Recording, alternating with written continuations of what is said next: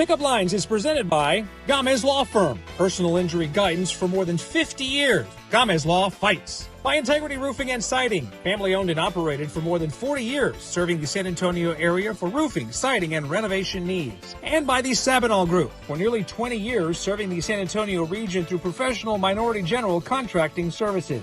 Pickup Lines is broadcast from inside the all-electric Lexus RZ 450E, courtesy of North Park Lexus at Dominion and North Park Lexus of San Antonio.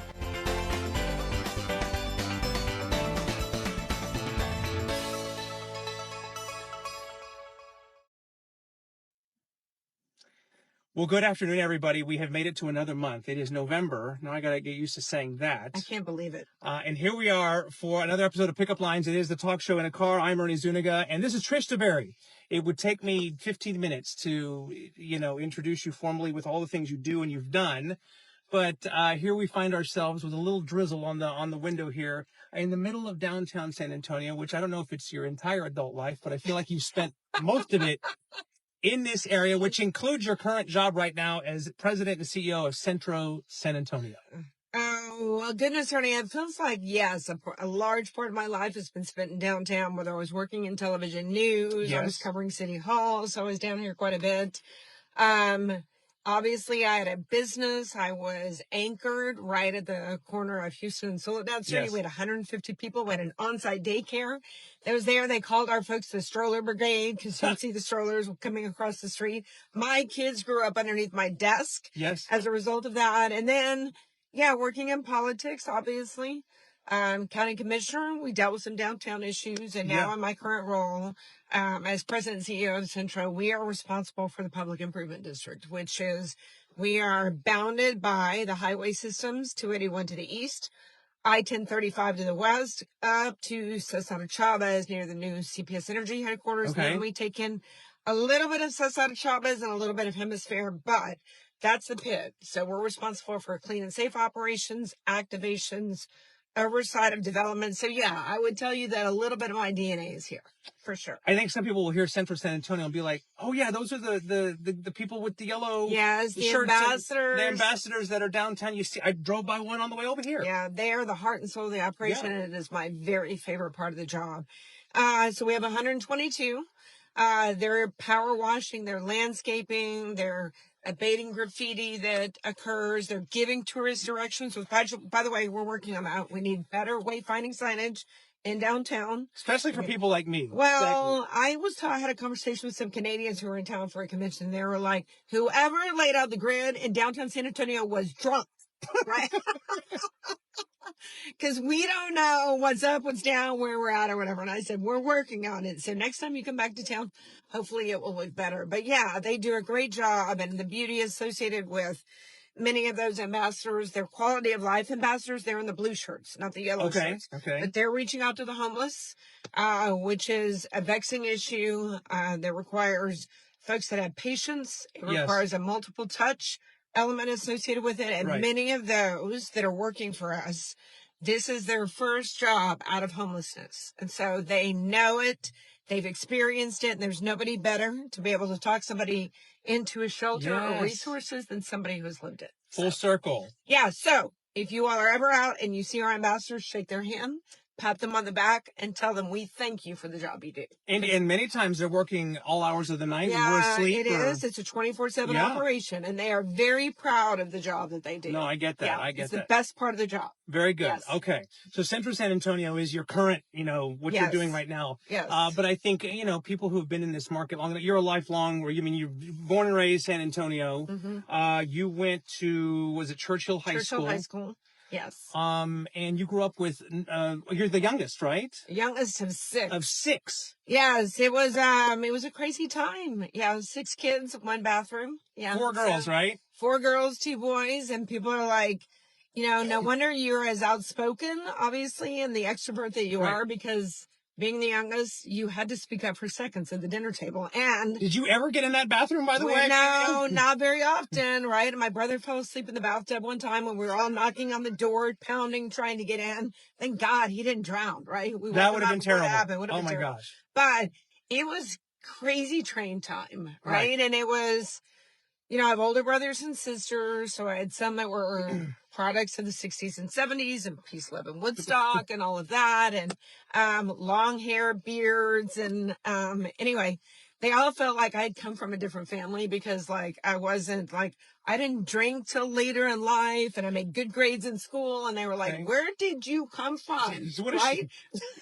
She can't be ours. Right. But anyway, it all worked. And I love having a big family. Yeah. It's the reason why when I had one child, I definitely was going to have two, okay, maybe three, because there's so many lessons that you learn from being a part of a big family. And by the way, part of a big family with not a lot of means and not a lot of income. So, I mean. Well, because I was going to ask you, like a modest upbringing, or, I mean, how difficult was it in the DeBerry, in your household, much less being the youngest of, yes, of the gang? Yeah. Well, my father was retired Air Force, and by the way, he is 97 years old. God bless him. Yes, right. Wow. Thank you for your service, Dad.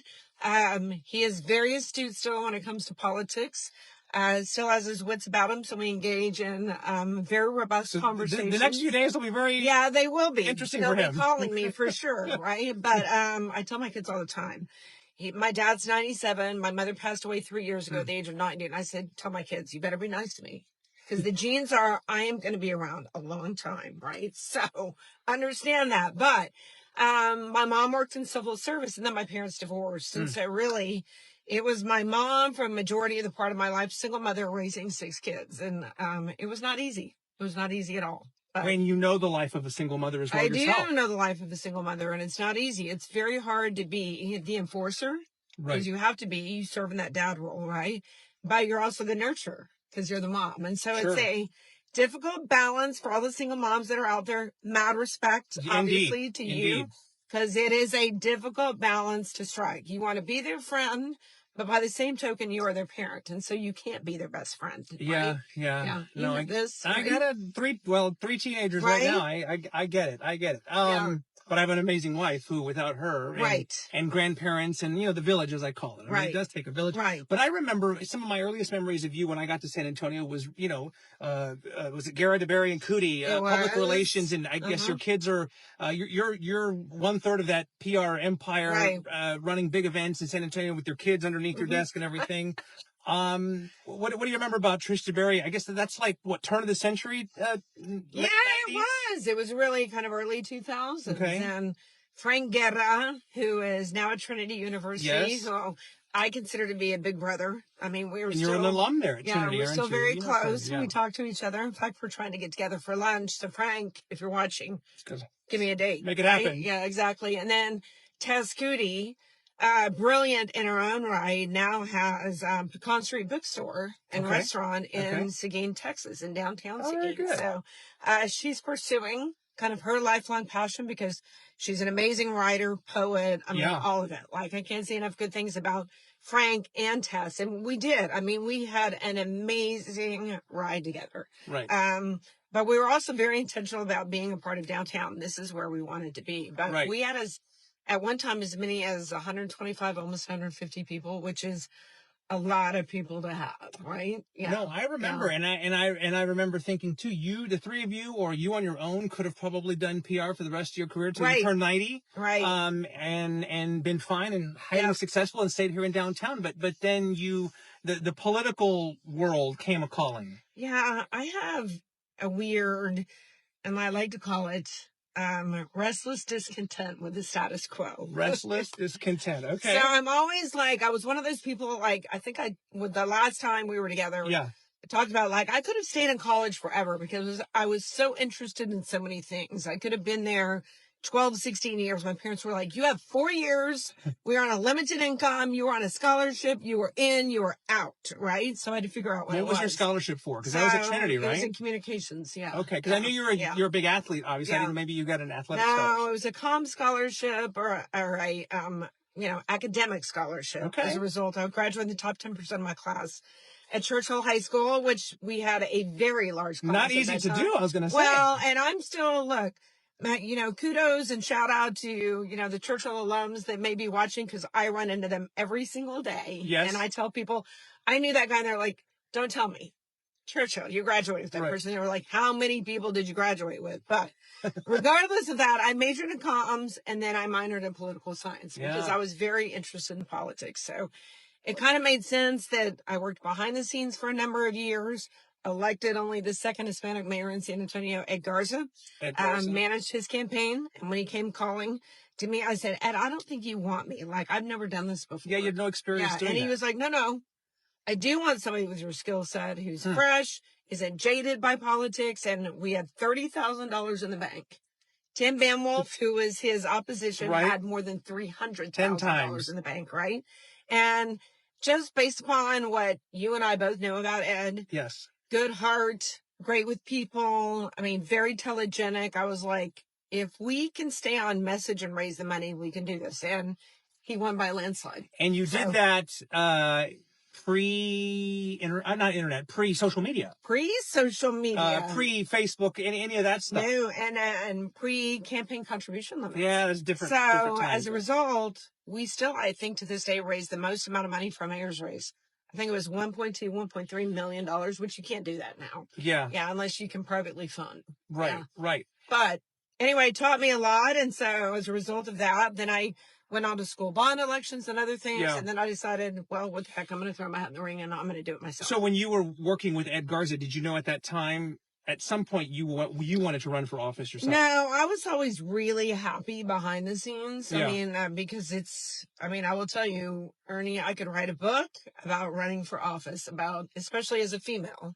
And I bet you will at some point. Yeah, I will, because you render yourself incredibly vulnerable. Right. There are things and arrows that you take that a man would not take as a result. And we're seeing that a little bit play out in politics as we speak today.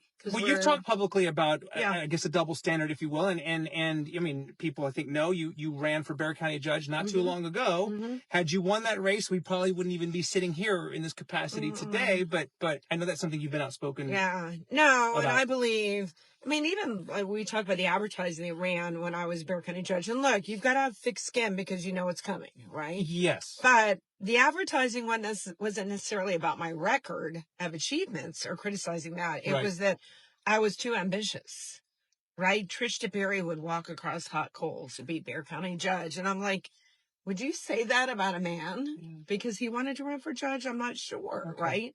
So, or her lipstick is too bright, or why is her hair this color? I mean, all these things. And by the way, shouldn't she be home because she still has a child in high school? I mean, it's all those things that you're subjected to as a female that a male is not necessarily subjected to. However, all that to mean I have had amazing male role models in my life that have been hugely supportive of me and helped to propel me and the trajectory that I've been able to achieve. And no, I did not get Bexar County Judge, but let me tell you, Ernie, the Lord works in mysterious ways. Amen to that. Yeah, and I could not be happier in the position that I'm in because I'm able to move the needle. I am able to serve with purpose, which at the end of the day is what completes me. It fills my soul. It is what I want to do for my community as a result of being born and raised here and build something that I want my kids to come back to. Have you ruled out running for office again in the future? Well, not anytime soon. All right. Yeah, I mean, I want to get my kids through college. You don't announce it. You can do it here. Yeah. No, I get it. Well, there's 14 people in the race for mayor right now, so what's one more? Yeah, right? Why not? Yeah, but no. Yeah, I'm going to take a breather. I'm going to get my kids through college. I'm going to move the needle in downtown. And then, I mean, who knows what the future holds? Never say never. It's not something that I would ever wade into again lightly, because I've had a stomach full. That's for sure. But I'm able to do what I feel like I really love to do right now without having to be a Democrat or a Republican as someone truly who finds themselves in the middle. Right. I'm not a far righter and not a far lefter, and I choose to believe that a majority of the country is in the middle. So. And everybody can get behind a better downtown San Antonio, regardless of political. Right. So, That's right. All right. That's right. Some people may recall or maybe not recall that you spent time on TV. You were a TV news anchor. Did you anchor? Yes, I did. I was a morning show anchor. Yeah. So you and I. Yes. I know what you've been through. At Ken's, right? Yes. Woke up at 2:30 in the morning. Yes. Right. And this was back in the day when we had wire copy. So I would go in at 2:30 or 3 o'clock in the morning and immediately start ripping wire copy, sorting through all this stuff and typing, right? Yes. And then we would go on the air at 5 o'clock in the morning. Right. So, yeah, I anchored for about a year and a half. But right? you were at Ken's, and I know you and Dan, the late Dan Cook, crossed paths and spent time together. And there's got to be, we probably don't have enough time to go through all the stories, but you shared the newsroom with him at one point. Oh, my goodness. Well, because, Ernie, I started interning at Ken's TV when I was a senior at Trinity University. So right when I graduated, Sherman Chow, who, by the way, is still an anchor in Houston. In Houston, sure, yeah. Yes. She moved to Houston at that time, and so it left. Weekend producer, reported 3 days a week. So that's what I started doing. I started weekend producing and reporting 3 days a week. And so then, through the course of my career in television, I was there about 7.5, almost 8 years. Sometimes I would produce, as you know, good producers are hard to find. Yes, and there aren't a whole lot of people that want to do it. I loved it because I love the multitasking live element of it and calling the shots behind the scenes. Right. And I mean, it's fun. There's nothing like an amazing show. I agree. But it can go to hell in a handbasket. I agree. Super quickly, right? That's the fun associated with television. But Dan Cook, when I was producing The Six, I would walk into his office and I would say, Dan, I need to know how much time you need. And he's like, baby, I am not on the clock yet. It is 2:45. A cigarette? Cigarette? Yeah. And by the way, he was like, these people tell me I can't do this. Screw them. I'm still doing it. I don't care what they say. Smoking a cigarette, by the way. Right. Smoking a cigarette. Back when you could smoke a yes, cigarette. while he's talking to me and telling me by all kinds of off-color jokes, right? Yes. But he's like, I got stories to tell you. So he's like, sit down for 15 minutes and hear me out. So I would hear stories all about the Time Out, which was the club that he owned. Okay. Yeah, which was craziness, how he drove through the garage at his house and his wife Katie walked out and said, you do realize you just drove through the garage of the house, right? And so anyway, I could not have been more privileged, obviously, because he was the OG, right? When it came to sports broadcasters at the time. Well, you had Chris Maru, Albert Flores, and Dan Cook, probably highest ratings in the country, right, at the time? I mean, it was crazy that we had really the kind of ratings that we had. We'll never see that again. People would call all the time and go, I saw this story, and you would say, nope, because I would be producing the newscast, and I'd be like, nope, it wasn't on our newscast. No. I know I saw it on Ken's. Yeah. And that's because we were such a dominant number one. Yeah. But it was a great ride at the time. Yeah, and again, we'll never see that kind of ratings dominance again. No. With all of the options in social media and digital stuff. No, but I could not. I mean, I am, like I said, very lucky and very blessed that I was given the privilege of working there right out of college, producing, reporting, did telethon work, you name it. I mean, it's a skill set, Ernie, that I still use today, right? Absolutely. Myself as well. Right? Yeah. So anyway, like I said, every experience takes you on this journey. Yeah. And you take bits and pieces to where you are today. Yeah.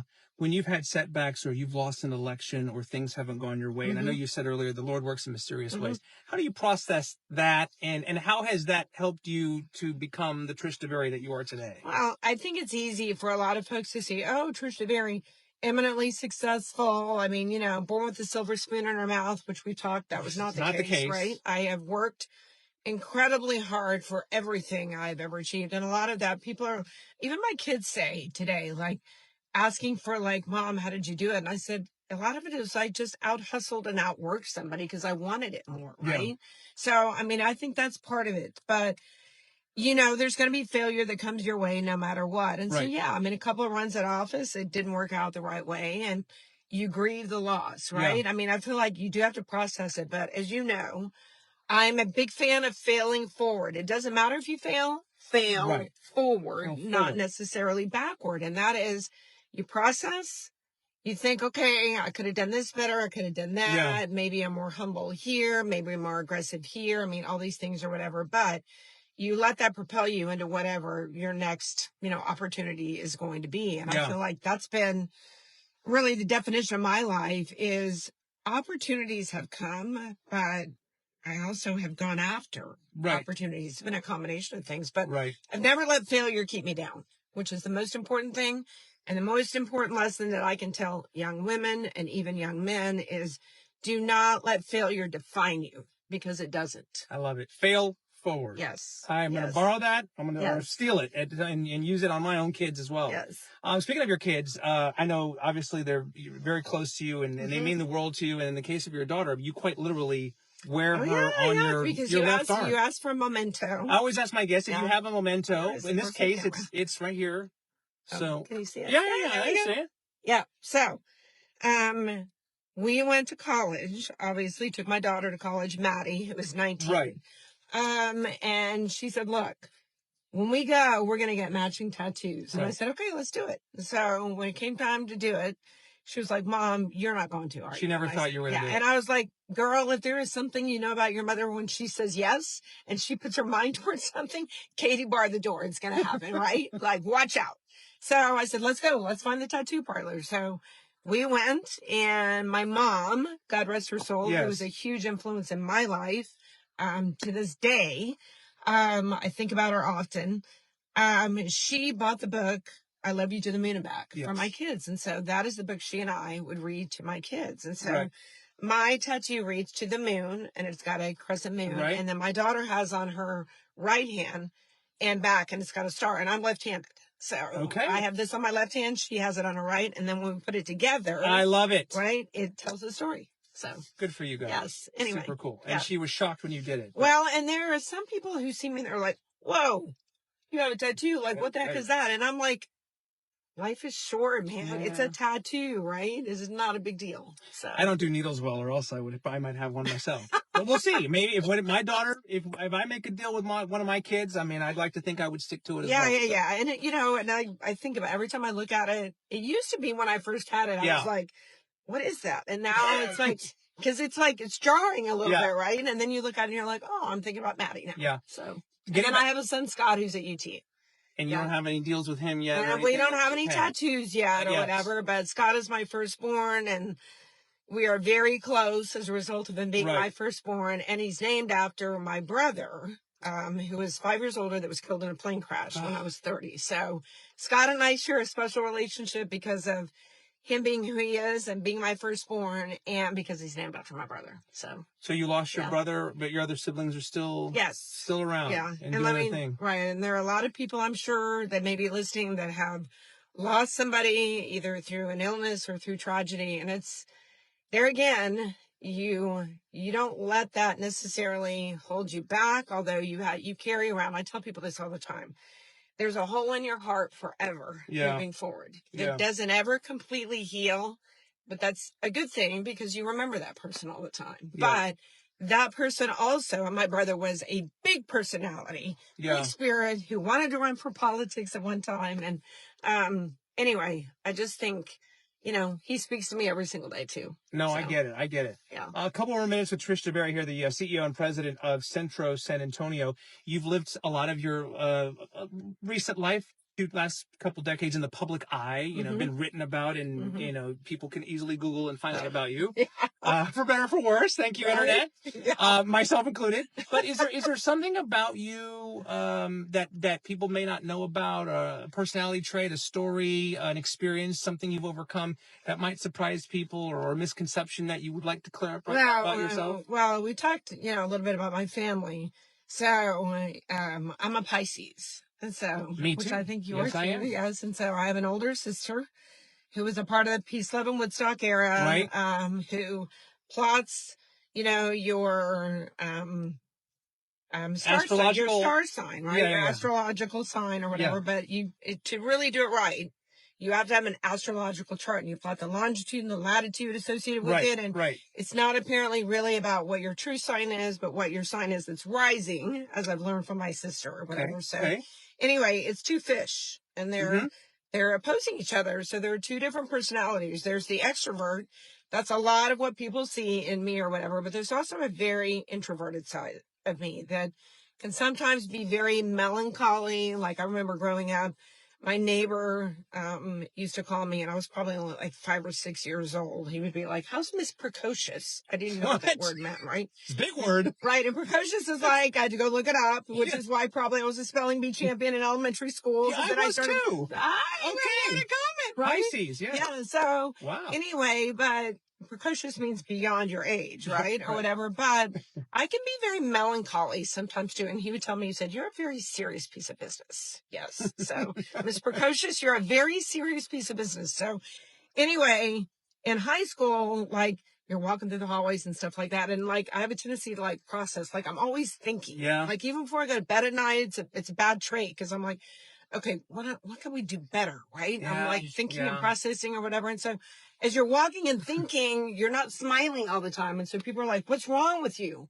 Like, you're not smiling. Are you okay? And you're like, no, I'm just thinking, right? Yeah. So, the wheels are spinning. Yeah. But so that's one side of it. And then I think we've talked about this before. I am a huge sports fan. So, yeah. Like, well, who's your team? Legit. Well, I don't want to talk about that right now. Okay. Well, I thought maybe, because I saw you were in black and gold, I thought maybe it was like you were going to say the Pittsburgh Steelers or something like that. Because I grew up with the Dallas Cowboys. I was going to say, well, they're American team. And I don't want to talk about it, but that's the team I You're not the only one that doesn't want to talk about it right now. Right. So Tony Dorsett, Troy Aikman during the heyday. And what's so sad about this is I tell my son all the time, he's like, Mom, is this the year? Because you tell me this every year or whatever. And I'm like, Scott, but you don't understand. Like, there were so many years when they were so good. My son is 22 years old and has never known a Cowboy team. They haven't been in the championship game, I don't think, since it was Super Bowl 30. They've only won one playoff game. Yeah. Oh, gosh. Anyways, so despite that, I'm still a huge sports fan. Like, the series I thought was great. World Series. The World Series was really good. Yeah, it was I guess we'll end on this here, since we're sitting in downtown and you're literally Centro San Antonio. Speaking of sports, it looks like a baseball stadium is coming, minor league baseball. I think it's safe to say that perhaps in the next decade, an NBA arena could be coming downtown. Sports, non-sports, if you were to look in your crystal ball and tell the viewers about what downtown San Antonio will be like in 2030, 2040, that type of thing, what would you be able to say right now? So we are living in a time right now that I believe we have never seen before. We talked about the decade of downtown, which was awesome underneath Mayor Julian Castro, inspired 10,000 housing units. But I think we are going to undergo a renaissance that history will look back on and say that was the time, right? When the pendulum shifted. When you look at, yes, to your point, a minor league baseball team and stadium that's on the near west end of downtown, Spurs Arena could be on the near east side of downtown. So we're basically bookending downtown, right? Yeah. What does that inspire? That inspires people and activity, and density of people drives demand for services. When Weston Urban associated with the baseball stadium said, hey, we're going to commit to $1 billion worth of housing development down there. UTSA, when you look at what they're doing, there could be some 15 to 17,000 students downtown in 2 years. You look at the catalytic effect associated with the Alamo.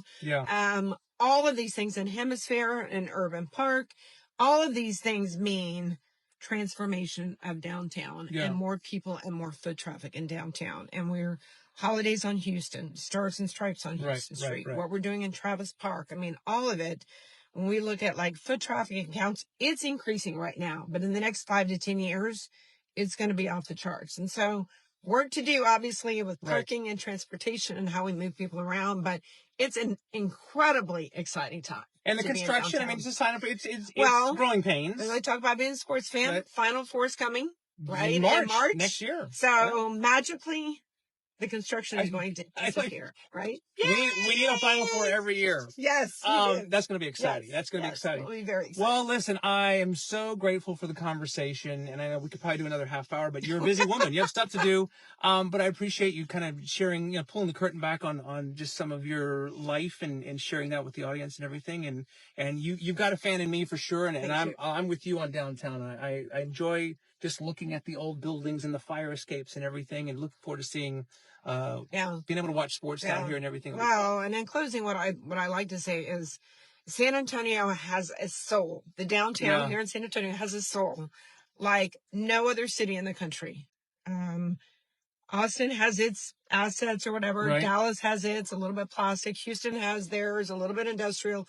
We have a cultural soul. Yes, we do. Yeah. And so our job, collectively, mine and yours, is to, and everybody watching, is to revive the heartbeat in downtown. And that's exactly what we're doing. So again, it takes a village. So come on board, become a member of Centro. And on that note, thank you. The website is centrosanantonio.org. Centrosanantonio.org. If you want to find out more about what Trish and her team are doing. just get involved, whatever that means. Exactly. To you. Get involved. Okay. Yeah, thank you. So great to see you. Yeah, great All to right. see you too. The great Trish DeBerry spending some time here and reminiscing back in the day. Dan Cook somewhere is laughing at us right now. Yes, what a great man he was. Good to see you again. Good All right. to see you too. There's another episode of Pickup Lines. We'll be back again very soon. Have a great day. Bye for now.